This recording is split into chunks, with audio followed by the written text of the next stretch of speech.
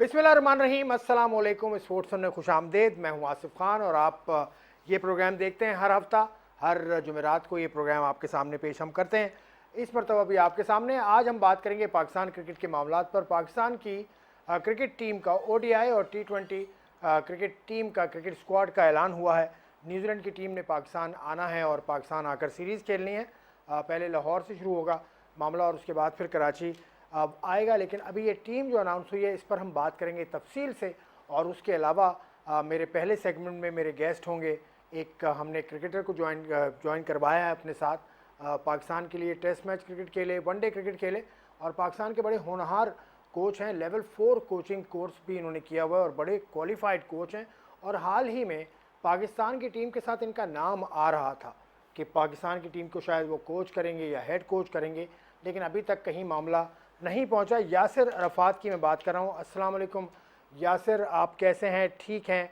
आपसे मेरा पहला सवाल ये है कि आपका नाम चल रहा था कोचिंग के लिए पाकिस्तान की, तो ये क्या किस्सा है? आप हमें कुछ इसके बारे में बता सकेंगे? जी आसिफ, बहुत शुक्रिया प्रोग्राम में इनवाइट करने के लिए। बिल्कुल मेरा नाम चल रहा था पाकिस्तान की बॉलिंग कोच के लिए, और स्पेशली जब मिकी ऑर्थर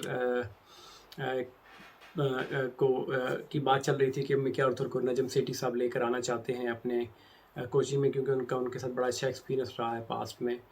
और मेरी बल्कि उन्होंने ख़ुद मुझसे भी किया, ऑर्थर ने यहाँ रब्ता भी किया, मेरी अच्छा। उनसे मुलाकात भी, और वो इंटरेस्टेड भी थे। वो चाहते थे कि मैं उनकी जो कोचिंग सेटअप है वो जो बनाना चाह रहे थे, क्योंकि फुली बैकिंग थी सेठी साहब की उनको, तो वो चाहते थे कि मैं उनकी टीम में काम करूं एज अ बॉलिंग कोच। मगर फिर जब उन्होंने नाम अपना, मेरा नाम और जो उनके जो कोचिंग स्टाफ था उनका नाम पाकिस्तान क्रिकेट बोर्ड में भेजा, तो उसके बाद फिर ये है कि कुछ अर्सा काफ़ी खामोशी रही, क्योंकि आपको मालूम है कि पीएसएल चल रही थी, तो पाकिस्तान क्रिकेट बोर्ड उसमें मसरूफ़ था और उसको कामयाब करने में सारी अपनी कोशिश उन्होंने लगाई हुई थी, और कोई क्रिकेट हो भी नहीं रही थी पाकिस्तान, मतलब इंटरनेशनली पाकिस्तान की कमिटमेंट नहीं थी। तो फिर थोड़ा बीच में गैप आ गया, और उसके बाद फिर ये है कि अब रिसेंटली पिछले कुछ दिनों में 3 से 4 दिनों में ये खबर अब आई है कि पाकिस्तान क्रिकेट बोर्ड जो है वो बॉलिंग कोच के लिए मॉर्नी मोरकल के साथ जा रहे हैं, और बैटिंग के लिए मेरे एंड्रयू पोटिक जो साउथ अफ्रीकन हैं उनकी खिदमत ली जा रही हैं। तो उसमें यह है कि जो मेरी जो बाद में बात हुई मिकी आर्थर से और उनका जो मुझे फीडबैक मिला वो यही थी। 2 चीज़ें उन्होंने बताई थी। उसमें एक तो ये था कि वो कह रहे थे कि बजटिंग का इशू है, और दूसरा ये है कि वो चाहते हैं कि कोई एक्सपीरियंस कोच उनकी आके पाकिस्तान टीम में काम करे। तो मैं उस टाइम समझ गया, क्योंकि कुछ नाम ऐसे सर्कुलेट या मीडिया में हो भी रहे थे कि जिसमें बैटिंग के लिए नील मैकेंजी, ईएन बेल की बात हो रही थी, और बॉलिंग के लिए एनन डोनाल्ड की बात हुई। तो मैंने कहा ठीक है, अगर क्वालिफाइड या बेहतर या एक्सपीरियंस कोच है तो फिर तो ठीक है। मगर जो अब मैं थोड़ा सा सरप्राइज़ हुआ कि जो नाम अभी अनाउंस किए कोचिंग स्टाफ में बैटिंग के भी और बॉलिंग के भी, तो मुझे थोड़ा सा हैरानगी हुई कि क्योंकि मोर्नी मोरकल जो है, खुद मैं सरे के लिए 2019 में कोचिंग कर रहा था, तो वो टीम में उन 2019-20 तक वो खुद प्रोफेशनल क्रिकेट खेल रहे थे। तो एक्सपीरियंस की अगर आप बात करें तो उनको तो अभी साल 1.5 ही हुआ है, या 2 साल हुए होंगे कोचिंग की फील्ड में आए हुए। तो उसके लिए मुझे थोड़ी सी हैरानगी हुई थी। चले मॉर्नी मॉर्कल के हवाले से आपने बताया, चलें आपको अगर बॉलिंग कोच लगा दिया जाता, क्योंकि आपका तजर्बा भी है, आपने क्वालिफिकेशन भी हासिल की हुई है, तो क्या ऐसा मुख्तलिफ आप कर लेते कि पाकिस्तान की टीम को फ़ायदा होता उससे? उसमें देखिए आप, आपको मालूम है कि मैं अभी रिसेंटली मैंने इंग्लैंड क्रिकेट बोर्ड से लेवल 4 की क्वालिफिकेशन हासिल किया, जो 2 ढाई साल का कोर्स था, मैंने वो मुकम्मल की। और उसके साथ साथ मैं एक ये भी था कि फॉरेन कोचेज़ आ रहे थे, तो उनको एक बंदा ऐसा चाहिए भी था कि वो पाकिस्तान क्रिकेट बोर्ड हो या फिर मिकी ऑर्थर हो, के एक ऐसा बंदा कि जो ब्रिज बन सके प्लेयर्स और कोचेज़ के दरमियान। तो अ, उस चीज़ को भी मैं उसमें भी मैं फिट इन आराम से हो सकता था। और उसके बाद मैं देखें पाकिस्तान की सारी ही तरह की क्रिकेट खेला हूँ, जो अंडर 15 से लेके अंडर 19, पाकिस्तान ए और फिर पाकिस्तान के तकरीबन सारे ही फॉर्मेट्स में खेला हुआ हूँ। और मुझे मालूम है पाकिस्तान की जो डायनामिक्स होती हैं और क्या-क्या पॉलिटिक्स होती है, क्या लड़कों को प्रॉब्लम्स होती हैं जूनियर लेवल पे, सिलेक्शन होती है, रिजेक्शन होती है, और इंजरीज़ के हवाले से। और मैं खुद भी मतलब फ़ास्ट बॉलर ऑलराउंडर रहा हूँ, तो मुझे काफ़ी ऐसी चीज़ें मैं कर सकता था, और मेरे कोई प्लान्स भी ऐसे थे कि क्योंकि मैंने प्लान कर लिया था कि अगर मुझे इस काबिल पाकिस्तान क्रिकेट बोर्ड समझता है तो मैं फिर मुझे यहाँ से इंग्लैंड से शिफ्ट होना, पाकिस्तान शिफ्ट होना था। मैंने उसके लिए भी फिर मुझे यहाँ पे जो मैं ऑलरेडी काम कर रहा हूँ इसको भी मैंने और शुक्र है कि मैंने अभी रिज़ाइन नहीं किया था, मैंने एक नोटिस दिया हुआ था। बहुत तो अच्छा किया। अदरवाइज़ तो मैं अगर रिज़ाइन दिया होता तो मेरे लिए भी प्रॉब्लम होती। तो मैंने नोटिस दिया था जिस कॉलेज के लिए मैं यहाँ काम करता हूँ। तो मैंने फिर वहाँ मूव होके भी बहुत सारी ऐसी चीज़ें हैं। देखिए फॉरेनर्स का तो ये होगा कि जब सीरीज़ ख़त्म होगी तो वो कुछ दिनों बाद या नेक्स्ट डे फ्लाइट पकड़ के अपने मुल्कों में वापस चले जाएंगे, फैमिलीज़ के पास चले जाएंगे। तो मेरा ये प्लान था कि मैं वहाँ पे मूव करके वहाँ पर रह कर पाकिस्तान की जो डोमेस्टिक क्रिकेट है, जूनियर क्रिकेट है, क्योंकि पाकिस्तान क्रिकेट का बॉलिंग कोच होना सिर्फ पाकिस्तान टीम का नहीं है। मैं ये समझता हूँ कि उसको उसकी अंडर 19 के बॉलर्स का मालूम होना चाहिए, उनके ए के बॉलर्स, डोमेस्टिक के जो जितने भी प्रीमियम फास्ट बॉलर्स हैं उनके बारे में उनको मालूम होना चाहिए, और उनका प्लान होना चाहिए कि उनका प्लान, अगर फ़र्ज़ करो कोई प्लेयर ऐसा है कि आप समझते हैं कि कोई फास्ट ट्रैक किया जा सके, उनको आप जल्दी खिला दें। कुछ प्लेयर ऐसे होते हैं कि जिनको आप अगले 2-3 साल का प्लान के अंदर आप उनको रखते हैं। फिर उनकी इंजरीज़ हैं, कि उनकी स्किल लेवल है, जो समर कैंप्स की पीछे पहले बात हुआ करती थी, मेरे ज़हन में वो चीज़ें थी। तो मगर अब ये है कि अब तो मैं उनके स्कीम ऑफ थिंग में हूँ ही नहीं, तो अब तो मेरे ख्याल से डिस्कस करना भी ज़रूरी नहीं है। अगर तो मैं होता तो मेरी ये ख्वाहिश थी कि मैं इस तरह की चीज़ें करता कि पाकिस्तान के जो रेड बॉल की क्रिकेट की जो इशू है, बॉलर्स आपके पास नहीं है, उसके बाद ऑलराउंडर की जो डेफिशिएंसी है, उसकी तरफ मेरे माइंड में था कि मैंने कुछ ऐसे प्लेयर, कोई 5 से 10 प्लेयर ऐसे फास्ट बॉलर या 5 से 10 ऐसे ऑलराउंडर्स हों कि जो कि अभी नहीं बल्कि अगले कुछ 4-5 सालों में पाकिस्तान को रिप्रेजेंट भी करें और लॉन्गर कोई लंबा अरसा पाकिस्तान को सर्व कर सकें। चलें, अच्छा प्लान है आपका, इंशाल्लाह आपको मौका भी मिलेगा। चलें कुछ हालिया परफॉर्मेंस की बात करें।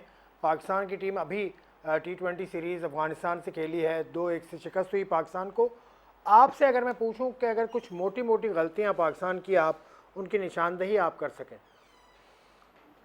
देखिए मुझे तो अफ़गानिस्तान के टूर की बिल्कुल ही समझ नहीं आई। पहली तो बात थी, ये हमारा टूर था ही नहीं, ऑस्ट्रेलिया ने इनकार किया और पाकिस्तान ने हामी भरी। मैं तो अगर मेरे पे होता तो मैं तो वर्ल्ड कप को देखते हुए, कुछ महीनों में वर्ल्ड कप है 50 ओवर का, तो अगर खेलना ही था तो 50 ओवर खेलते, ताकि आपकी प्रिपरेशन, आपके लड़कों को थोड़ा ये है कि जिस तरह आपने नए लड़के खिलाए इस सीरीज़ में, तो आपके जो डोमेस्टिक के परफॉर्मर्स थे, जो फर्स्ट क्लास क्रिकेट जिसको कहते हैं, या फिर पीएसएल के परफॉर्मर्स थे, तो आपने अगर ट्राई ही करना था तो उन लड़कों को 50 ओवर में ट्राई करते। तो अगर आपको एक दो अच्छे प्लेयर मिल भी जाते, वैसे तो बड़ा मुश्किल होता है कि आप एक दो मैचेस की परफॉर्मेंस पे या इतने शॉर्ट पीरियड में आप कहें कि आपको पाकिस्तान के लिए प्लेयर मिल जाएंगे, तो ये एक नामुमकिन सी चीज़ है। मगर उसके बावजूद लड़कों को एक अपॉर्चुनिटी मिल जाती।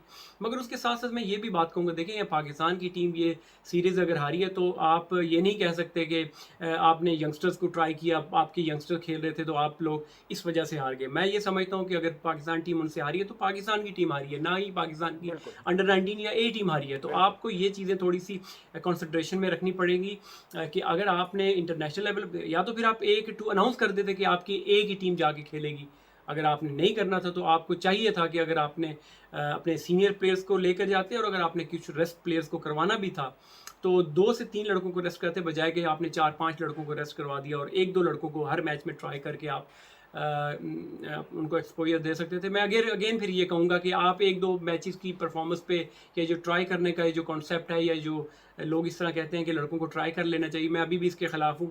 क्योंकि जो डोमेस्टिक की परफॉर्मेंस या पीएसएल की परफॉर्मेंस के बाद जो नेक्स्ट स्टेप होता है, वो पाकिस्तान ए या पाकिस्तान शाहीन की टीम्स हैं, वहाँ पर लड़कों को एक्सपोज किया जाए, वहाँ पे लड़कों की ग्रूमिंग की जाए, जो छोटी छोटी उनमें कमियाँ या कोताहियाँ हैं वहाँ जाके ठीक की जाए।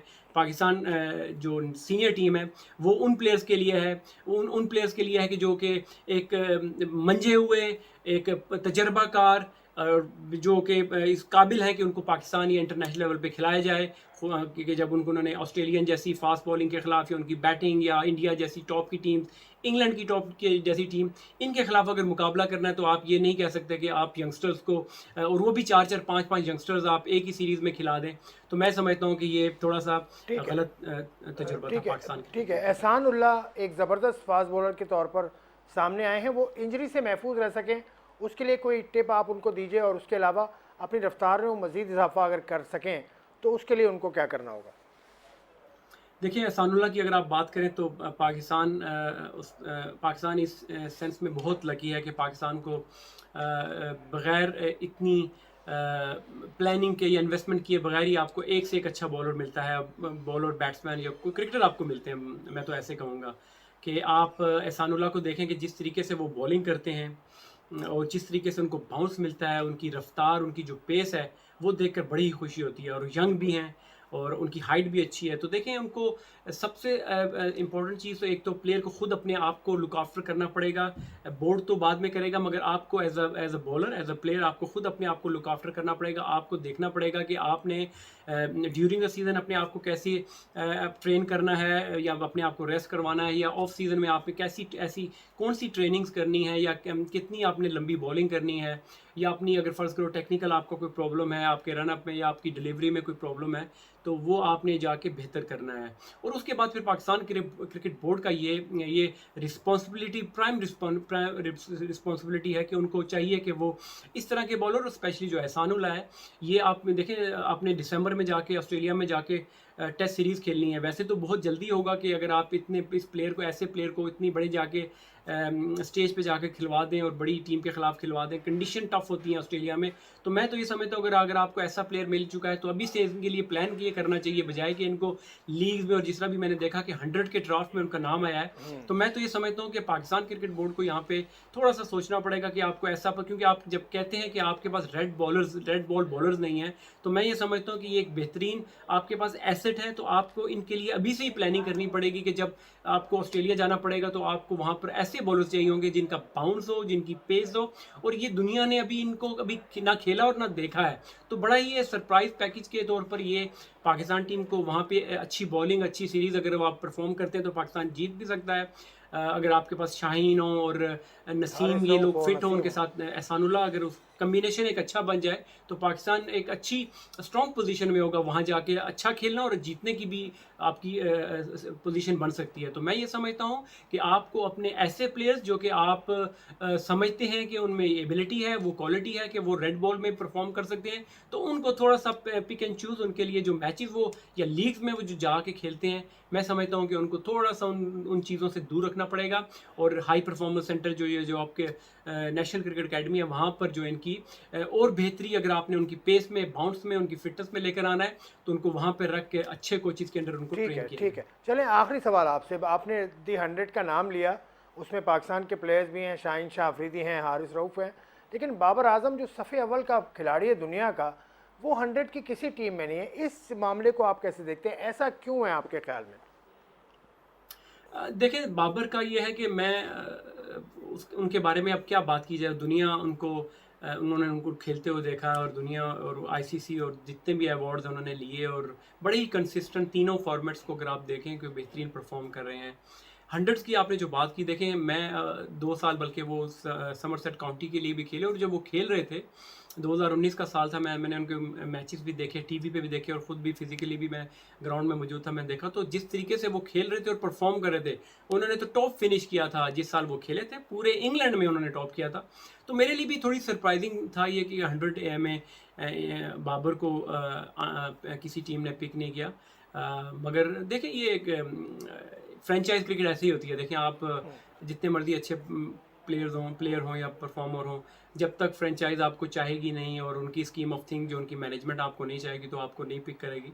मगर मेरे लिए भी ये सरप्राइजिंग था कि बाबर जैसा प्लेयर स्पेशली, जो जिसने ऑलरेडी इंग्लैंड में बड़ा अच्छा परफॉर्म भी किया हुआ, समरसेट काउंटी के लिए जब वो खेल रहे थे, तो बहुत आउटस्टैंडिंग इनिंग्स उन्होंने खेली और समरसेट को बड़ी कामयाबियाँ और फतूहात दिलवाई। तो हैरानगी है, मगर again on the other hand अगर आप इसको देखें कि अगर वो बाबर इस टाइम को, जो समर में वो जो टाइम होगा, उसमें अगर अपनी बैटिंग को, अपनी जो जो उन पर थोड़ी बहुत तनकीद होती है उनके स्ट्राइक रेट को लेकर, वो अगर बेहतर करें उसमें, उस पीरियड में, उस टाइम में, तो मैं समझता हूँ कि वो और बेहतर प्लेयर बन सकते हैं, पाकिस्तान के लिए और अच्छी परफॉर्मेंसेस दे सकते हैं। और देखते हुए कि वर्ल्ड कप आपका अराउंड द कॉर्नर है, फिर उसके बाद एशिया कप उन दिनों में उसके बाद होगा, तो मैं ये समझता हूँ कि अगर बाबर अगर वहाँ पिक भी नहीं हुए, तो ये एक अच्छी चीज़ है पाकिस्तान के लिए। और बाबर के लिए मैं समझता हूँ कि वो अपनी गेम में बेहतरी लेकर आएँ, और ऑब्वियसली उन्होंने पाकिस्तान की टीम को लीड करना होगा वर्ल्ड कप में।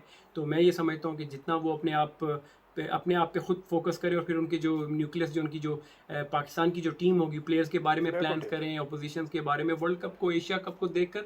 तो मैं ये समझता हूँ कि उनके लिए एक अच्छा होगा, अपॉर्चुनिटी होगी, टाइम होगा उनके लिए, क्योंकि स्केड्यूल इतना बिजी होता है, आपके पास टाइम नहीं मिलता। तो उस टाइम में अगर ये चीज़ें अगर फ्यूचर को देखें तो मैं समझता हूँ उनके लिए बेहतर हो। चलें, बहुत बहुत शुक्रिया यासिर अरफात हमारे साथ बात कर रहे थे इंग्लैंड से। पाकिस्तान के साबिक टेस्ट क्रिकेटर हैं, 3 टेस्ट इन्होंने खेले हैं और चंद वनडे इंटरनेशनल मैचेस खेले हैं।